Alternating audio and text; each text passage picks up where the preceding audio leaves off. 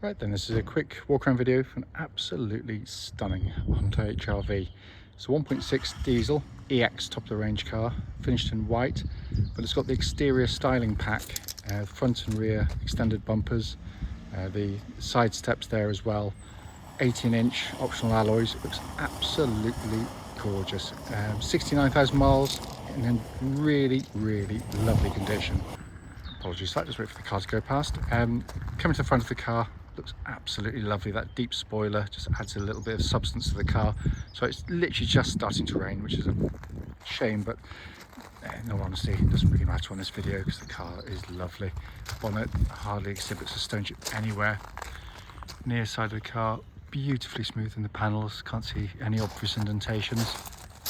Got these stunning 18-inch alloys, look lovely on the car. It is very clean and tidy. Literally stopped raining for about 2 hours, and as soon as I click the video to go, absolutely sod's law. Coming around the back of the car, again lovely and clean. Deeper front, rear bumper, all very clean and tidy. Offside, driver side, again beautifully smooth in the panels. Wheels again, really good condition. And there's going to be, there always is, you know, the odd minor blemish on a car somewhere, but you have to look quite hard because it is in beautiful condition. Coming to the boot area, huge boots on the car, and it's been kept beautifully, helped by the optional load liner. It also has a full-size matching fifth alloy for this car as well, rather than the usual inflation kit.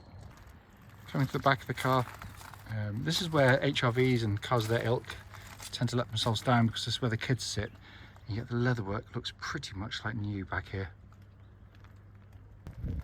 Coming to the front now, passenger side. Again, passenger seat there. Looks like it's hardly ever been given any use of any note. Finally, coming on the driver's side, footwell area is lovely and clean. Worth pointing out, there is a full set of original HRV mats for this car. They're just off being cleaned, so but they are in very nice condition. Just wanted to get them cleaned. So inside the car now, engine's running as always, so dashboard can be seen illuminated. It looks pretty much like new in here. Sat nav working exactly as it should there. Likewise, rear parking camera all functioning as intended, but being kept really nicely. Coming to the dashboard binnacle here, 69,823 miles, and the only warning light there is for the low fuel light currently on the car, and that's it, because there are no warning lights on the car at all. But it is in lovely condition in here. Finally, just to show you, owner's manual pack and lock and wheel nut key, all here and present with the car. Right then, this is a quick road test video, and this is for a really lovely car. This is a Honda HR-V 1.6 EX diesel. Car's registered AF16OLA, and mileage at the start of the road test is 69,815 miles. The reason we do all of our videos, and as I say, it's basically because we just want people to see the cars that we're advertising actually in operation. The reason we feel it's important actually is because, like so many people, we've been to see cars which have looked absolutely fine in photographs or description, but only to get there and find out there's an obvious fault that shows up when you drive the car. So hence that's why we do it. So over here a beep, it's one of those little speed warning chimes, which I probably should have reset before I set off, but there we go. I will do it because I can't stand them. Anyway, it's by the by. Road test, by the way, also done on these very quiet country roads in this absolutely beautiful part of Gloucestershire. Even on a biblically horrible day like today, always a sign of a nice village is when it still looks lovely on a gloomy day. This actually forms part of the road test route we take our customers on, and the hope is then that it'll be representative of what you'd feel yourself should you be offered a test drive in the car. So coming to this particular model, this car only just been bought by us, bought it directly from the customer. The last owner benefits from absolutely impeccable Honda service history, only serviced I think 1,000 miles ago or so roughly, at the main dealers. Long MOT on the car, comes with an extended Honda warranty until June next year I think, so it ticks every single box going, and it's been kept absolutely beautifully and drives perfectly, and it really does. So if you don't want to suffer the torture of any more of my voice during this video, you might as well switch off now. But for the rest of you who want to persist, I'm going to go through all the usual things, which is basically starting with the engine, which starts instantly, settles to completely smooth, even idle. There are no warning lights on the dashboard at all relating to the engine or any other part of the car. But a fantastic engine. Chap said himself, he's had it for a few years, been averaging over 60 to the gallon out of the car, and the economy comes relatively easily to these vehicles. It's not one of those where you have to really kind of nurture them or be gently with them, as you do with some cars. But just also as a car to drive, it's smooth, quiet, refined, only really noticeably a diesel at very low revs, very low speeds. All other speeds, it's just so lovely and smooth and quiet. They are, by the way, cam chain driven. There's no cam belts at all relating to the engine, or sorry, the cam belts. There's no cam belts on these cars, so no sort of major service looming, and it's much better to have top and bottom of an engine joined by a metal chain than a bit of rubber, in my opinion, anyway. Engine then feeds through into clutch and gearbox. Clutch of the car, absolutely perfect. Bike points exactly where it's meant to be. And then you come into one of the nicest gearboxes you'll ever use, regardless of type of car. Short stubby gear lever, short snappy actions, beautifully precise, lovely engagement. It's how a gearbox should be done, and Honda do it brilliantly, and that feels exactly as it would have done when it was new. There's just zero wear in it.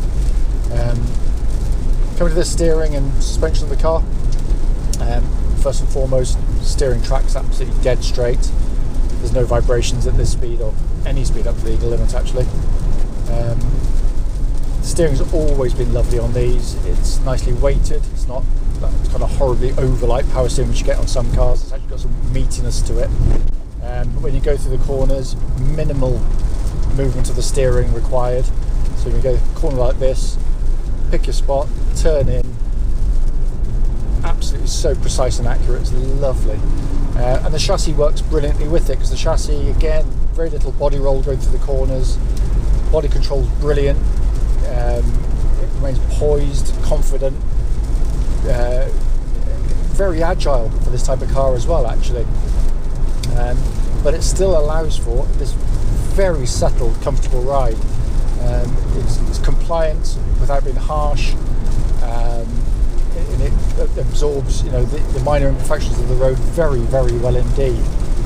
Worth pointing out, there's absolutely no vibrations, knocking noises, clonks or rattles coming from underneath the vehicle at all. So all in very, very fine order.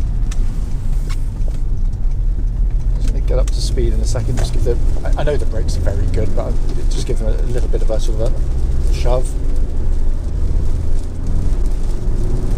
Because it's the first part of the braking travel it tends to give the game away, but brake pedals absolutely fantastic, really powerful.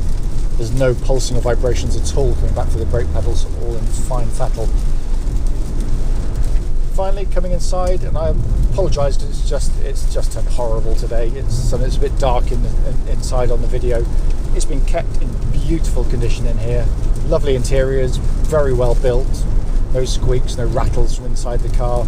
Got a nice sort of modern styled dashboard for this era of car. Sat nav, simplicity to use, very simple in operation. Dual zone climate control, which pumps out lovely cold air, by the way, because we've checked that as well. Again, you've got this nice natty little sort of touchpad down here that does it separately from the main screen up there. Heated seats, again, all working exactly as intended as well. All of the functions typical of Honda have a beautifully engineered tactile feel to them. Dash binnacle in front is, again, your classic Honda. It's just so simple and legible in terms of the dials. Minimalist in lots of ways, but all the better for it. And then you've got the lovely small diameter leather bound steering wheel, which feels absolutely great in hand. If it's been kept so well. Chap was very proud of his car, and rightly so. This is, you know, one of the best examples you're going to see out there. It really is. So actually, it thinks I'm changing it. It's got lane departure, which is what you can hear there, because I transgressed and went across the white line there when I shouldn't have done without indicating. At least we know that works as well. But yeah, can't fault it in any way. The car drives absolutely beautifully. Whoever's lucky enough to get this one next will be taking on a very nice car indeed.